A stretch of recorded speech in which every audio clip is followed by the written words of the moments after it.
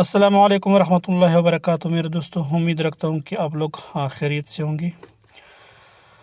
تو دوستوں، آج میں حضور صلی اللہ علیہ وسلم کا پہاڑوں کو سونا بنا دینے سے انکار، اس کے بارے میں کہنا چاہتا ہوں۔ تو میرے دوستوں، میرا گزارش ہے کہ جس نے بھی میرا یوٹیوب چینل کو سبسکرائب نہیں کیا تو پلیز برائے مہربانی میرا یوٹیوب چینل کو سبسکرائب کریں اور بیل آئیکن کو دبائیں تاکہ پورا ویڈیو آپ لوگوں کے پاس مل سکے۔ تو دوستوں، لکھتے ہیں کہ حضور صلی اللہ علیہ وسلم کا ارشاد ہے کہ میرے رب نے مجھے یہ پیش کیا کہ میرے لیے مکہ کے پہاڑوں کو سونے کا بنا دیا جائے۔ میں نے عرض کیا، اے اللہ، مجھے تو یہ پسند ہے کہ ایک دن پیٹ بھر کر